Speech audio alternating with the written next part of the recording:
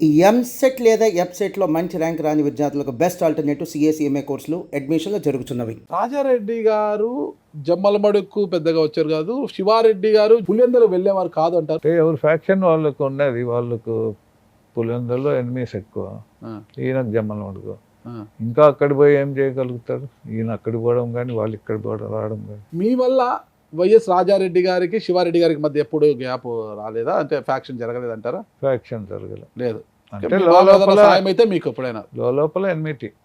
ఎప్పుడైనా మనుషుల్ని పంపించారా మీ మామ మీకు? మనుషులు ఎలక్షన్స్ అప్పుడు వచ్చారు పులివెందుల నుంచి. ఓకే.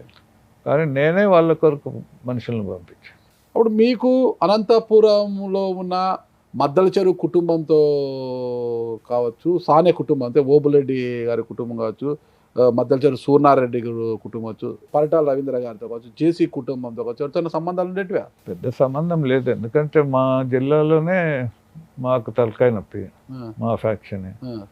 జేసీ దివాకర్ రెడ్డి, ప్రభాకర్ రెడ్డి కొద్దిగా టచ్, అంటే పక్కనే కదా. సో చెప్పాలంటే జమ్మలమడుగుని ఒక బాంబుల గడ్డ చరిత్రగా మార్చిన ఘనత మీది, శివారెడ్డి గారిది అంటారు. అంటే ఫ్యాక్షన్ అట్లా ఉన్నదండి. ఆ, ఒకసారి ఫ్యాక్షన్ జరిగింది వాళ్ళ మనుషులకు నా మనుషులకు. ఆ, ఎక్కడ జరిగిందంటే బస్ స్టాండ్లో. ఉమ్, ఆ బస్ స్టాండ్లో దాదాపు గంట సేపు బాంబులు వర్షం. షాప్స్ అన్నీ మూసేశారు, మనుషులు ఎవరు లేరు. వాళ్ళకు మాకు గలాట. బాంబుల వర్షం గురించి బాంబులు వర్షం. అసలు ఒక భయానక వాతావరణం ఉండేది. అసలు మీ రెండు వర్గాలు అలా వస్తేగినా అంటారు. భయపడేవాళ్ళు. అంటే మేము కూడా అట్లా తిరిగేవాళ్ళం, వెనకాల ముందర ఖర్చుకొని తిరిగేవాళ్ళు కదా. ఆ రోజు జమ్మలమడుగులో బాంబుల వర్షంలో మా వాడు చనిపోయారు. ఉమ్. వాళ్ళు గన్తో కాల్చారు. కుర్రోడు బుల్లెట్ తగిలి చనిపోయాడు. అప్పుడు ఫ్యాక్షన్ స్టాప్ అయింది. మీరు ఒక పక్క ఫ్యాక్షన్ చేస్తుంటే మీ చుట్టూ ఉన్న అనుచర గణం కావచ్చు, మీ బాడీ గార్డ్స్ చాలా మంది ఫ్యాక్షన్ మాటున కొన్ని దారి దోపిడీలకు కూడా పాల్పడేవారు అప్పుడు అంటారు. ఏం పెద్ద దౌర్జన్యం చేసేవాళ్ళు కుర్రోళ్ళు. ఆ, అంటే దాన్ని డబ్బులు కాడ, బట్టలు అంగడి కాడ, అది నాకు ఇష్టం లేదు. అవన్నీ వాళ్ళు ఏదో నా పేరు చెప్పి పెద్ద ఏం కాదు, దోపిడులు కాదు. మీ చుట్టూ ఉన్న వారిని పోషించడానికి ఆర్థిక మూలాలు ఎక్కడి నుంచి వచ్చేవి మీకు, వనరులన్నిటి కూడా? నేను పూర్ పీపుల్కు చాలా ఫండ్స్ తెప్పించేవాడిని, ఆ, హెల్ప్ చేసేవాడిని. ఓకే. ఫారెన్ ఫండ్స్ వచ్చేటి, ఆ, ఇంకా ఆ డబ్బులు ఖర్చు పెట్టేవాడిని. ఆ. పూర్ పీపుల్కి చేసేవాడిని, నాకు కూడా పెట్టుకునేవాడిని. దేవగుడి శంకర్ రెడ్డి గారు మీ ఫాలోవరా, అంటే మీ సన్నిహితుడా? సన్నిహితుడు. మీ సన్నిహితుడు. మరి దేవగుడి శంకర్ రెడ్డి గారు అంటే ఇప్పుడున్న దేవగుడి నారాయణ రెడ్డి గారు అలా అన్నా కదా, వాళ్ళ మా నాన్న ఆయన షాద్నగర్ దగ్గర శివారెడ్డి అంచెలు చంపేశారు, చంపారు. అంతే కదా? వాళ్ళ అంచెలు చంపారనేది అప్పుడు ఆరోపణ. అప్పుడు మీరు ఇంకా ఫ్యాక్షన్లో ఉన్నారా? ఫ్యాక్షన్లో ఉన్నా. ఉన్నారు. అప్పుడు మీకేమనిపించింది? అప్పుడు శివారెడ్డి గారు మీరు కలిసే ఉన్నారా? కలిసలే. కలిసలేదు. ఇంకా అప్పుడు శంకర్ రెడ్డి గారిని చంపినప్పుడు మీరు ప్రతీకార్యచతో ఏమైనా దాడులు చేశారు మళ్ళా? చేయలే. ఎందుకు? అంటే అది నా పర్సనల్ కాదు కదా. కానీ శంకర్ రెడ్డి గారు మీ సన్నిహితుడే కదా. సన్నిహితుడే. టైంలో శివారెడ్డితో కాంప్రమైజ్ అయినానా ఏంటి అని తెలియదు. ఆ దినాల్లోనే కాంప్రమైజ్ అయిన దినాల్లో జరిగింది. ప్రతీకార్యతోనే దేవగుడి శంకర్ రెడ్డి గారిని బాంబుల శివారెడ్డి అనుచరులు చంపారని ఆరోపణలు వచ్చినప్పుడు ఆ ప్రతీకార్యతోనే బాంబుల శివారెడ్డి గారిని ఇక్కడ హత్య చేశారు. అప్పుడు మీరు శివారెడ్డి గారు కలిసిపోయి ఉన్నారు. కలిసిపోయాను. అప్పుడు మీ మీద ఏం విమర్శలు రాలేదా? రాలే. ఆ, నేను అప్పుడు హైదరాబాద్లో ఉన్నాను. అప్పుడు డెడ్ బాడీని కళ్యాణ మంటపం నుంచి ఆ, ఎన్టీఆర్ వచ్చాడు. ఆ, అప్పుడు రాజ్భవన్లోకి తీసిపోయారు. అప్పుడు ఎన్టీఆర్ నేను గేట్ క్రాష్ చేస్తాం. ఓకే. నేను ఎన్టీఆర్ పక్కనే ఉన్నా, ఆయన లోపల రానిలే. ఆ, అంతలో నేను పోయాను, నా బాడీ గార్డ్స్ నేను పోయి గేట్ క్రాష్ చేసాం. లోపల పోయి కూర్చున్నాము. ఆ. తర్వాత చంద్రబాబు నాయుడు వచ్చాడు. అప్పుడు ఏదో ఆయన గవర్నర్కు పిటిషన్ ఏదో చెప్పి వచ్చింది. రాజారెడ్డి గారు అంటే ఒక పెద్ద ఫ్యాక్షన్ లీడర్ అంటారు ఆ ఏరియాలో. లాంటిది మీరు ఒక ఫ్యాక్షన్ నేతగా మారిపోయిన తర్వాత, ఫ్యాక్షన్ మారిపోయిన తర్వాత రాజారెడ్డి గారు ఇంకా పట్టు సాధించారా ఆ ప్రాంతాల్లో? అంటే మీ ద్వారా కొండాపురం కావచ్చు, రైల్వే కొండాపురం కావచ్చు, ముద్దనూరు మండలాల్లో పట్టు సాధించారు, గట్టి పట్టు సాధించారు అంటారు ఆయన ఫ్యాక్షన్ లీడర్గా? పట్టు ఏం లేదు, కానీ రాజారెడ్డి మామ ఏమంటే ఈయనకు మైకల్ ఉన్నాడు అనేది భయం అవతలలో. నాకు రాజారెడ్డి మామ ఉన్నాడని ధైర్యం, భయం. ఓకే. నా శత్రువులు, ఆ, ఆయన శత్రువులు కూడా భయమే. ఆ, ఏమన్నా వస్తే మైకల్ వస్తాడు జమ్మనోడు నుంచి, నాకేమన్నా జరిగితే రాజారెడ్డి మామ వస్తాడని వీళ్ళకి భయం. ఆ. సో అట్లా టైఅప్లో ఉన్నాం. మీరు 1989 85 2 ఎన్నికల్లో పోటీ చేశారు మీరు ఒక్కసారి. 85లో నేను జైల్లో ఉన్నాను. ఓకే.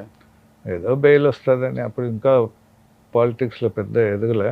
జైల్లో నుంచి నామినేషన్ వేసాను. ఓకే. బెయిల్ రాలే. ఆ, ఇంకా నేను బయట ఉంటే ఇంకేం ఎలక్షన్ చేస్తా. ఓకే. రాదా? శివారెడ్డి గెలిచాడు. మళ్ళీ 1989లో 2 సార్లు శివారెడ్డిపై పోటీ చేసి మీరు ఓడిపోయారు. ఆ 2 ఎన్నికల్లో మీ బావ రాజశేఖర్ రెడ్డి గారు కావచ్చు, రాజారెడ్డి గారు మీకేం సపోర్ట్ చేయలేదా? 89 చాలా సపోర్ట్ చేశారు. రాజారెడ్డి మామ మనుషులను పిలుచుకొని వచ్చి అక్కడే ఉన్నాడు జమ్మలమడుగులో. ఆయనకు పెద్ద ఫ్యాక్షన్ జరిగింది చిన్నమడియం అనే ఊర్లో. ఆయన్ని బంధించేశారు బాంబులు ఇసిరి. అప్పుడు ఆ రోజు 2 మర్డర్స్ జరిగాయి. నా భార్యను కూడా పంపించినాం because she had license guns. ఆ ఊర్లో ఫైరింగ్ జరిగితే శివారెడ్డి మనిషి ఒక మనిషి చనిపోయాడు, నా మనిషి చనిపోయాడు. నా బాడీ గార్డే నా వైఫ్ లైసెన్స్ గన్స్ పెట్టుకొని ఉన్నాడు. వాళ్ళు ఆయన మీద పడ్డారు. అట్టనే వంగి ఫైర్ చేశారు. 2 రౌండ్స్ ఫైర్ చేశారు. నా భార్య ఎదురుగానే 2 చనిపోయారు. మొత్తం మీద కత్తి పట్టిన వారిలో కత్తి బాంబు పట్టిన వారిలో ఒకరు ఉన్నారు, పంపిన ఒకరు లేరు. కత్తి పట్టిన వారు కత్తితోనే పోతారు, బాంబు పట్టినవాడు బాంబుతోనే పోతారన్న సామెతను శివారెడ్డి గారు అలా అయిపోయారు. మీరు పరివర్తన చెంది దేవుని నమ్ముకొని ఇలా మారిపోయారు. ఇలా మారిపోయింది నాకు తెలీదు. మీరు శివారెడ్డి గారు చాలా పెద్ద ఫ్యాక్షను, ఒకరు కనిపిస్తే ఒకరిని చంపుకునే అంత కక్షలు మీ పైన ఉండారు. అలాంటి శివారెడ్డి గారిని చంపాలనే అంత కసితో ఉన్న మీరు, వాళ్ళ శివారెడ్డి గారి భార్యకు నాకు తెలిసి ఏదో క్యాన్సర్ ఏదో ఉన్నప్పుడు మీరు వెళ్ళి, అంటే మీరు దేవుడి యొక్క కుమారుడిగా మారిపోయిన తర్వాత, దేవుని నమ్ముకున్న తర్వాత ఆమె కోసం మీరు వెళ్ళి ప్రార్థన చేశారంటారు. అంటే దేవుడిచ్చిన మనసు మారింది కదా. మనుషులను చంపే మనసును, మనుషులను రక్షించే మనసు దేవుడిచ్చాడు. అప్పుడు తెలిసింది క్యాన్సర్ వచ్చి హైదరాబాద్లో అడ్మిట్ అయ్యారని. అప్పుడు నేను పోయాను. రూమ్ లేకపోతే నన్ను చూసి ఆశ్చర్యపడిపోయింది. తర్వాత నేను దేవుని విషయాలు చెప్పాను. వచ్చేటప్పుడు మీ కొరకు ప్రేయర్ చేస్తాను అక్క అన్న. చేయి తమ్ముడు అని. లక్ష్మీదేవమ్మ. ఇది దాదాపు 25 years అయింది. నూనె ప్రార్థన చేస్తే ఆ క్యాన్సర్ హీల్ అయింది. ఓకే. She still alive. ఉన్నారు తెలుసు. నేను ఇంటర్వ్యూ కూడా అడిగాను 2-3 సార్లు, ఆవిడ ఇవ్వలేదు. వాళ్ళ కుమారుడు ఐ థింక్ గిరి ఉన్నారు. గిరి ఉన్నారు. ఆయన టచ్లో ఉంటారు, మాట్లాడుతుంటాను. అది దేవుడిచ్చిన మనసే.